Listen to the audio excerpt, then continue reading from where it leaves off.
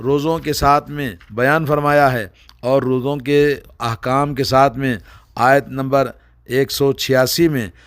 اللہ نے فرمایا وَإِذَا سَأَلَكَ عِبَادِي عَنِّي فَإِنِّي قَرِيبٌ أُجِيبُ دَعْوَةَ الدَّاعِي إِذَا دَعَانِ فَلْيَسْتَجِيبُوا لِي وَلْيُؤْمِنُوا بِي لَعَلَّهُمْ يَرْشُدُونَ۔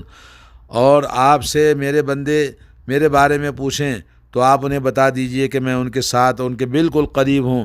اور جو بھی جب مجھے پکارنے والا پکارتا ہے، دعا کرنے والا جب دعا کرتا ہے تو میں اس کی دعا کو جواب دیتا ہوں، اس کو قبول کرتا ہوں، اور جب کوئی مجھے پکارے تو لوگوں مجھی کو پکارو، میرے بندوں مجھی کو پکارو اور مجھی پر ایمان رکھو، اور تاکہ تم کامیاب ہو جاؤ اور ہدایت پاؤ۔ روزوں کے ساتھ میں جہاں روزوں کا حکم آیت نمبر 183 سے 187 تک اللہ نے بیان فرمایا، ان میں سے یہ آیت درمیان میں دعا کا حکم دیا ہے اور ترغیب دلائی ہے کہ مجھی سے دعا کرو اور میں تمہاری دعاؤں کو سنتا ہوں۔ اور اللہ نے فرمایا کہ ہماری رشد و ہدایت اور ہماری کامیابی اور ہماری تمام زندگی کی نجات دعا میں رکھی ہے، اور اسی طرح سے دعا کے ساتھ شرط لگائی ہے اللہ نے کہ ایمان صحیح ہونا چاہیے، اللہ ہی پر ایمان ہونا چاہیے، یعنی عقیدہ توحید آدمی کا صحیح ہو تو اللہ تعالیٰ اس کی دعا قبول کرتا ہے۔ اور دعا قرآن کریم میں اللہ نے دعا کو عبادت کہا ہے۔ اللہ نے فرمایا وقال ربكم ادعوني استجب لكم ان الذين يستكبرون عن عبادتي سيدخلون جہنم داخرین۔ سورہ غافر آیت نمبر 60۔ تمہارا رب کہتا ہے کہ مجھی کو پکارو، میں تمہاری پکار کو جواب دیتا ہوں، تمہاری دعاؤں کو سنتا ہوں۔ یقیناً وہ لوگ جو اللہ کی عبادت سے تکبر کرتے ہیں اور اتراتے ہیں،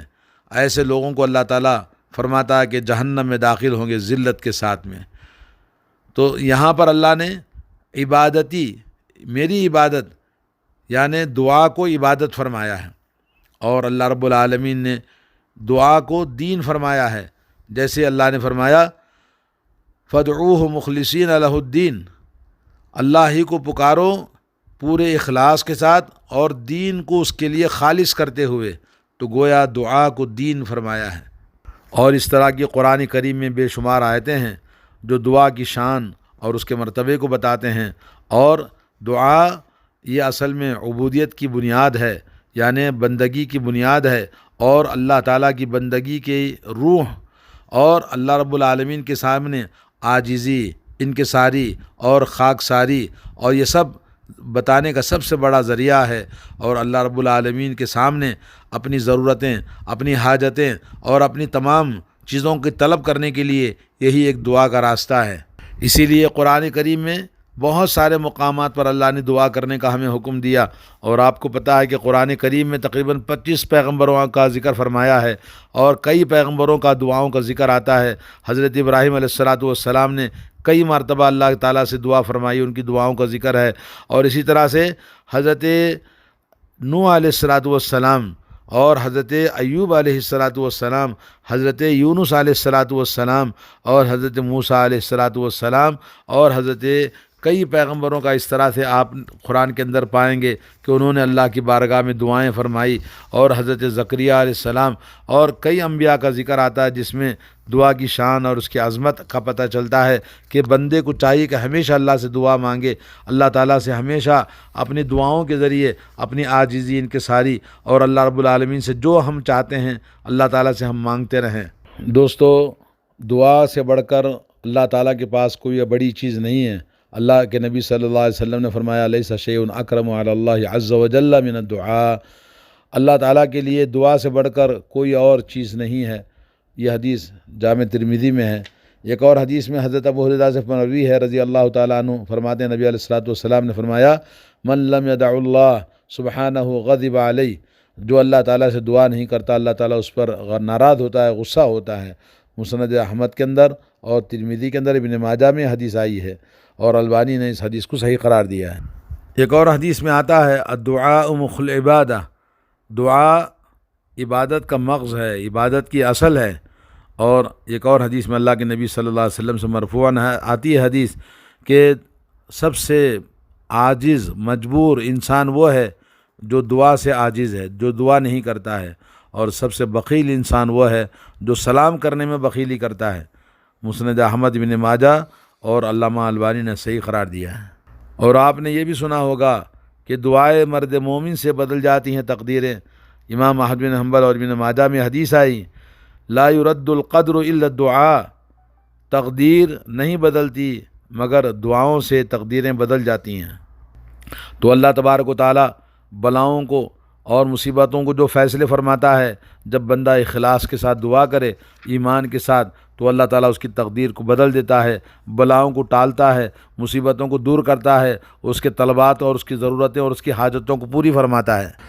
اللہ رب العالمین کا فضل و کرم، اس کا احسان ہے کہ جو بھی انسان اللہ سے دعا کرتا ہے کبھی وہ ناکام اور رسوا نہیں ہوتا ہے، اور کسی مومن کی دعا اللہ تعالیٰ رد نہیں کرتا۔ حدیث قدسی میں آتا ہے، اللہ کے نبی صلی اللہ علیہ وسلم نے فرمایا، اللہ تعالیٰ فرماتا ہے، یا عبادی کلکم ضال الا من ہدیت، اے میرے بندے تم سب کے سب گمراہ ہو سوائے اس کے جس کو میں ہدایت دے دوں، فاستہدونی اہدکم، مجھے سے ہدایت مانگو میں تمہیں ہدایت دیتا ہوں۔ یا عبادی کلکم جائع الا من اطعمت، اے میرے بندے تم سب کے سب بھوکے پیاسے ہو میں سوائے اس کے جس کو میں کھلاؤں، اس لیے فاستطعمونی اطعمکم، اسی لیے رزق مجھے سے طلب کرو، کھانا مجھ سے مانگو میں تم کو کھلاتا ہوں۔ یا عبادی کلکم عار الا من کسوت، اے میرے بندے تم سب کے سب ننگے ہو اور سوائے اس کے جس کو میں کپڑا پہناؤں، فاستکسونی اکسکم، تم مجھے سے اپنے لباس کو طلب کرو میں تمہیں کپڑے پہناتا ہوں۔ یا عبادی انکم تخطئون باللیل والنہار، اے میرے بندے تم سب رات اور دن ہر وقت گناہ پر گناہ نافرمانیاں کرتے ہو، وانا اغفر الذنوب جمیعا، میں تمہارے گناہوں کو بخش دیتا ہوں، فاستغفرونی اغفر لکم، مجھے سے مغفرت طلب کرو، بخشش مانگو میں تمہیں معاف کر دیتا ہوں۔ اور اسی حدیث میں، حدیث لمبی ہے، اس میں اللہ نے فرمایا، یا عبادی لو ان اولکم وآخرکم وانسکم وجنکم قاموا علی صعید واحد، اے میرے بندو تمہارا پہلا انسان سے لے کر تمہارا آخری انسان، اور تم میں کا اول سے لے کر آخر تمام انسان اور جن سب کے سب مل کر ایک پلیٹ فارم پر ہو جائیں اور ایک انسان کی طرح سب مل کر مجھ سے مانگنے لگیں، فَأَعْطَيْتُ كُلَّ وَاحِدٍ مَسْأَلَتَهُ مَا نَقَصَ ذَلِكَ مِمَّا عِنْدِي إِلَّا كَمَا يَنْقُصُ الْمَخِيطُ إِذَا أُدْخِلَ الْبَحْرَ، فرمایا کہ میں اول انسان سے لے کر آخر انسان، اول جن سے لے کر آخری جن تک پوری مخلوق سب کے سب مل کر ایک ساتھ مجھ سے مانگو، دعا کرو، میں سب کی دعاؤں کو سنتا ہوں اور ہر ایک کی اپنی اپنی الگ الگ ضرورت کو پورا کرتا ہوں۔ میرے پاس جو کچھ بھی ہے اس میں کوئی کمی نہیں آئے گی، سوائے اتنا جتنا کہ سمندر کے اندر کوئی آدمی سوئی کو ڈالے تو سوئی میں جتنا پانی لگتا ہے، جتنی کمی آتی ہے اتنا ہی ہوگا، باقی کوئی اللہ کی رحمت میں اور اللہ کی قدرت میں کمی نہیں آتی ہے۔ یہ حدیث صحیح مسلم کے اندر حضرت ابوذر رضی اللہ تعالیٰ عنہ سے مروی ہے۔ عزیز بھائیو، رمضان مبارک کا یہ آخری عشرہ ہے جس میں اللہ کے نبی صلی اللہ علیہ وسلم نے ہمیں کثرت سے دعا مانگی، اعتکاف کو بیٹھا اور ہمیں یہ سنت بتائی کہ اللہ رب العالمین سے ہم کثرت کے ساتھ دعا کریں، اور فرمایا نبی علیہ الصلوۃ والسلام، ان اللہ حی کریم یستحی من عبدہ اذا رفع یدیہ الیہ ان یردہما صفرا، یعنی اللہ رب العالمین بڑا ہی شرمیلا، بڑا ہی بزرگ اور بڑا ہی داتا ہے، اور اسے بندہ جب اٹھاتا ہے اپنے ہاتھوں کو اس کی بارگاہ میں تو خالی لوٹانا اس کو شرم آتی ہے، کبھی کسی بندے کے ہاتھوں کو خالی نہیں لوٹاتا۔ دوستو یہ حدیث صحیح سنن ابو داؤد میں، جامع ترمذی میں اور صحیح ابن حبان میں موجود ہے۔ اور اسی طرح سے اللہ کے نبی صلی اللہ علیہ وسلم فرماتے ہیں، ینزل ربنا تبارک و تعالی کل لیلۃ الی السماء الدنیا، ہمارا رب تبارک و تعالی ہر رات آسمان دنیا میں تشریف لاتا ہے، یعنی پہلے آسمان میں تشریف لاتا ہے جبکہ رات کا ایک پہر باقی رہتا ہے، اور کہتا ہے من یدعونی فاستجیب لہ، کون ہے جو مجھ سے دعا مانگے تو میں اس کی دعا قبول کروں، ومن یسألنی فاعطیہ،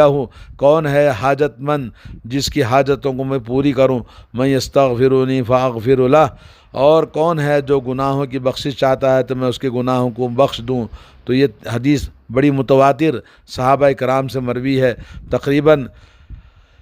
28 صحابہ کرام نے اس حدیث کو روایت کیا ہے، تو جس میں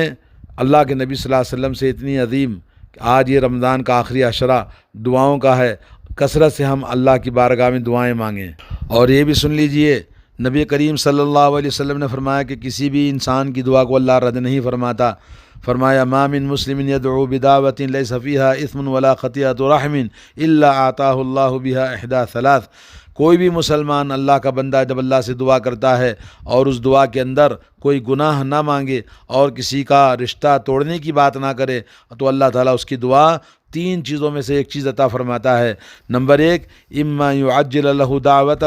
اس کی دعا کو فوراً سنتا ہے اور اس کی حاجت کو فوراً پوری فرماتا ہے۔ اور دوسرا یہ کہ اس کی دعا کو قبول نہیں کرتا، وہ اس کی دعا آخرت میں اٹھا کے رکھی جاتی ہے۔ اور تیسرا یہ کہ اس کی دعا کو فوراً قبول نہیں کرتا مگر اس کے بدلے میں کوئی دوسری چیز اس کو عطا فرماتا ہے۔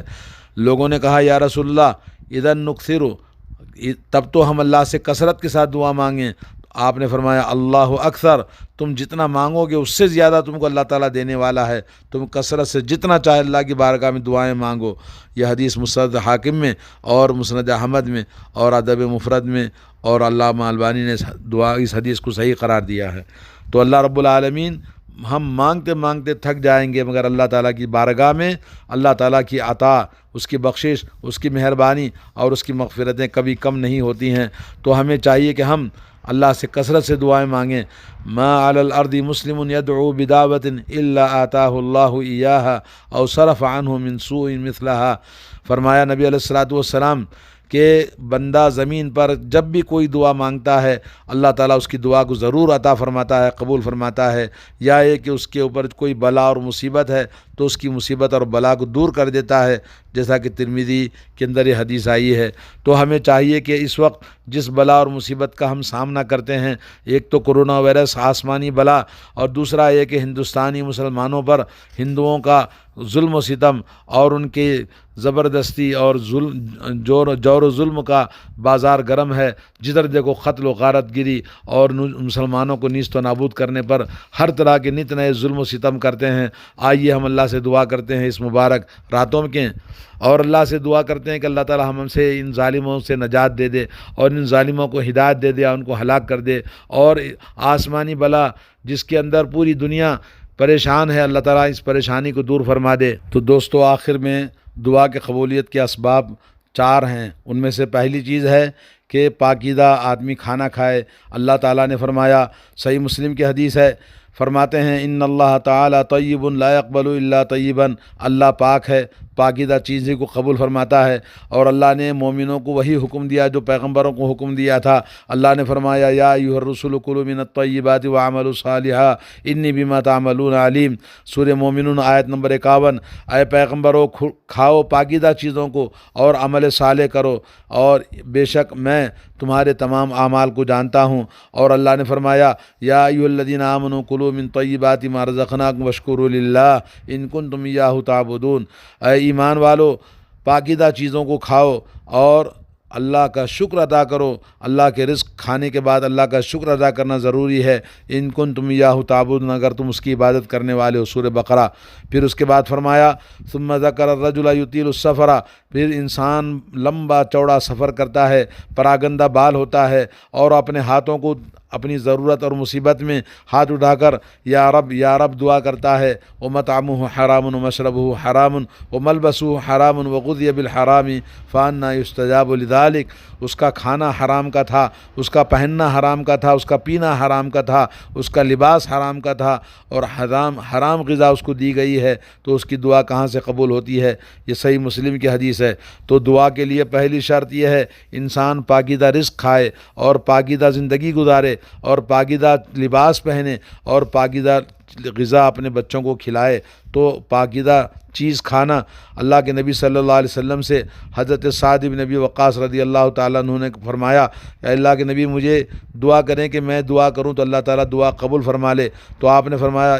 اطب مطعمک، اپنے کھانے کو پاکیزہ بناؤ۔ آدمی پاکیزہ کھائے تو حلال رزق کھائے، اللہ تعالیٰ اس کی دعا ضرور قبول فرماتا ہے۔ اور دوسری شرط یہ کہ آدمی جب دعا کرے تو اپنی مسکینت اور اپنی عاجزی، تواضع اور مجبوری، لاچاری بتاتے ہوئے اللہ سے دعا کرنا، یہ نہیں کہ اکڑ کر مستی کے ساتھ، فقر کے ساتھ، گھمنڈ کے ساتھ دعا کرے۔ اور تیسری شرط یہ ہے کہ دعا کرتے وقت دونوں ہاتھوں کو آسمان کی طرف اٹھائے، اور آسمان کی طرف اٹھائے یعنی اپنے چھاتی کے برابر اٹھائے اور اللہ سے دعا کرے، اور اللہ رب العالمین کی طرف پوری طرح یقین، اخلاص اور اس حسن ظن کے ساتھ دعا کرے کہ اللہ تعالیٰ اس کی دعا ضرور قبول فرمائے گا۔ اور چوتھی شرط یہ کہ دعا کے اندر اصرار، یعنی بار بار دعا کرے، بار بار اللہ سے مانگے، اور مانگنے میں ہچکچائے نہیں، پوری الہا کے ساتھ یعنی پوری زبردستی کے ساتھ بار بار اللہ سے مانگے۔ اللہ تعالیٰ ضرور سننے والا ہے۔ اللہ تعالیٰ ہم سب کی دعاؤں کو قبول فرمائے۔ السلام علیکم۔